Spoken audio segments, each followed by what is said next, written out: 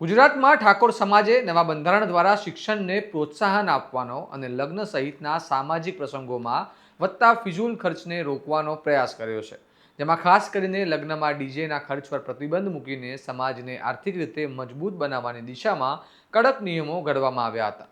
પરંતુ હવે આ નિયમોના ભંગનો મામલો વડગામ તાલુકામાં સામે આવતા સમાજમાં મોટો વિવાદ સર્જાયો છે. કારણ કે ગાયક ગબ્બર ઠાકોરના લગ્ન પ્રસંગ સાથે જોડાયેલા ડીજે મુદ્દે વાતાવરણ ગરમાયું છે અને આ સમગ્ર ઘટનાએ સમાજના નવા બંધારણની અમલવારી પર સવાલ ઊભા કરી દીધા છે. આવો વિગતે વાત કરીએ સમગ્ર ઘટના વિશે આ અહેવાલમાં.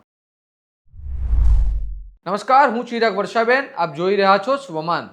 વડગામ તાલુકામાં થયેલી ઘટનામાં ગાયક ગબ્બર ઠાકોરના નામે ડીજે લઈને જાન કાઢવામાં આવી હોવાના આક્ષેપો થતા મામલો તીવ્ર બન્યો છે.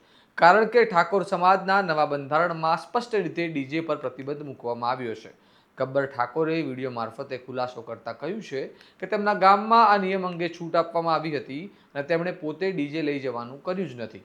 સાથે જ તેમણે આક્ષેપ લગાવ્યો છે કે અન્ય ગામોમાં ડીજે સાથે જાન કાઢવામાં આવી હોવા છતાં ત્યાં કોઈ કાર્યવાહી કરવામાં આવી નથી અને સમાજના બંધારણ અંગે તેમણે સવાલ ઉઠાવ્યો છે કે ફક્ત 3 જિલ્લાઓમાં જ આ નિયમ કેમ અમલમાં છે. જો આખા રાજ્યમાં બંધારણ લાગુ કરવામાં આવશે તો કલાકારો અને ગાયકોએ પોતાનું કામ બંધ કરવું પડશે, જેનાથી તેમની રોજીરોટી પર અસર પડશે. તેમનું કહેવું છે કે સમાજ તેમના માટે સર્વસ્વ છે, પરંતુ જો કામ બંધ કરવાનું કહેવામાં આવશે તો જીવન ચલાવવું મુશ્કેલ બનશે. સાંભળો તે શું કહી રહ્યા છે. તો બંધારણ તે પહેલાં જય સદારામ બાપા. મિત્રો, અમે કોઈ બંધારણ તોડ્યું જ નથી. બંધારણની અંદર ઉલ્લેખ કરેલો કે તમે સામા પક્ષમાં લગ્નમાં ડીજે ના લઈ શકો તો અમે ડીજે લઈ ગયા નથી.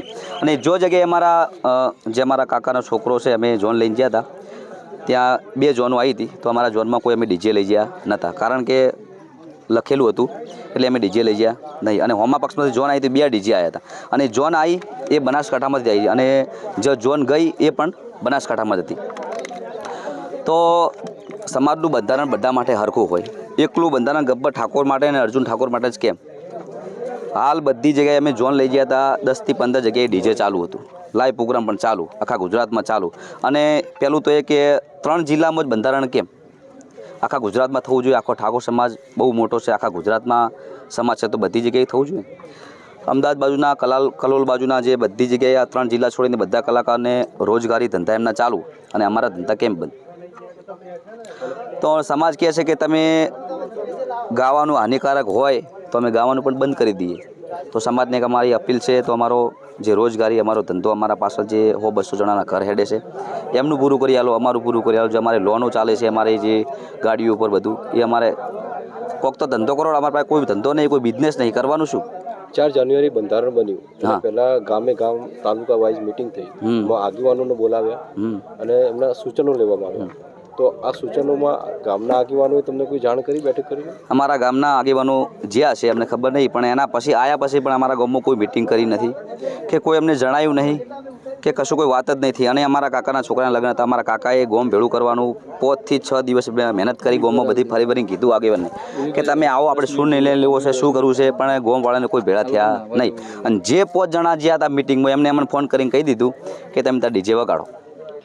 અને પછી વગાડ્યા પછી જે વ્યક્તિએ ફોન કર્યો અમને કે ડીજે વગાડો, એ વ્યક્તિએ જ આ બધું રેકોર્ડિંગ વાયરલ કર્યું કે એમને સમાજનું બંધારણ તોડ્યું છે અને એમને જે સમાજના આગેવાનો છે એમને બોલાયા છે. એટલે એ બંને બાજુ કે તમને કહેશે તમે વરઘોડું કરો અને સમાજને એમ કહેશે કે બંધારણ તોડ્યું છે. પણ આપણે સમાજનું બંધારણ વાંચી અને પછી જ કર્યું છે. અમારા કહેવતની અંદર જો લાઈવ ડીજે હોય, લાઈવ પ્રોગ્રામ હોય, લાઈવ ડીજે ગરબા હોય, સંતવાણી હોય, બધા અલગ અલગ પ્રોગ્રામ હોય છે. એટલે અમારા માટે જે અમે વરઘોડું કર્યું છે અમારા માટે લાઈવ પ્રોગ્રામ કહેવાય. અને ગાવાનું અમારી 20 વર્ષની મહેનત છે, કાળી મજૂરી કરી છે, રાતના ઉજાગરા કરે છે, ખૂબ મહેનત કરી છે. તો હવે અચાનક તો ચેવી રીતે ગાવાનું બંધ કરી દઈએ? આજે સમાજના આગેવાનો અહીં આવવાના છે, એવી વાત છે. શું કહો છો, સમાજના આગેવાનોને શું મેસેજ આપો? હા, તો જે સમાજ અમને પૂછશે, જે સવાલ પૂછશે એમના પ્રશ્નો અમે આપીશું જવાબ. જેમ સમાજ કહે એમ ઊભા રહેવું. સમાજ કોઈ એ પ્રકારનો નિર્ણય, કડક નિર્ણય કરે છે તો શું કહે છે?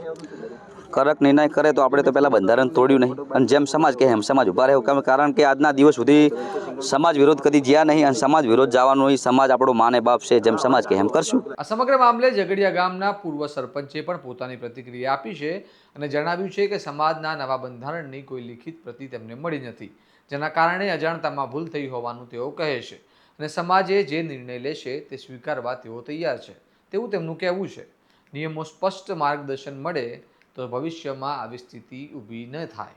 સાંભળો તે શું કહી રહ્યા છે. જે બંધારણ કર્યું એમને ખબર નથી. જે કોઈ ભાઈ જાય અમે અમને કીધું નથી કે આ બંધારણ કર્યું છે, એવું કોઈ અમને જાણ જ નથી કરી કે એમાં મિટિંગ નથી કરી. કોઈ જાય એમને મિટિંગ નથી કીધું કે આપણે આ બંધારણ કરવું, અમને કોઈ જાણ કરી નથી. નવા નિયમ છે એવું કોઈ કીધું નથી. અને અમારા ભાઈને 4 મહિના પહેલા લગ્નનું બધું નોંધાયેલું હતું, વિડીયો બધો ડીજે નતું લાવ્યું, પણ આ અમારા ઘરના કલાકાર હતા એટલે લાઈવ કર્યું. ના સાહેબ, અમે જ્યાં નહીં ગોમના કોઈ જાય અમને કોઈ જાણ કરી નથી. જ્યાં છે પણ અમને કોઈ જાણ કરી નથી.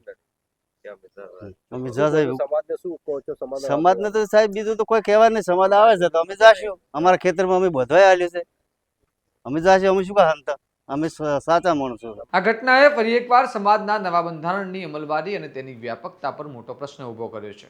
કારણ કે એક તરફ આગેવાનો સમાજને શિસ્તબદ્ધ અને આર્થિક રીતે સક્ષમ બનાવવાના પ્રયાસમાં છે, તો બીજી તરફ કલાકારો અને રોજગાર સાથે જોડાયેલા લોકો આ નિયમોથી પોતાના જીવન પર પડતી અસરની ચિંતા વ્યક્ત કરી રહ્યા છે.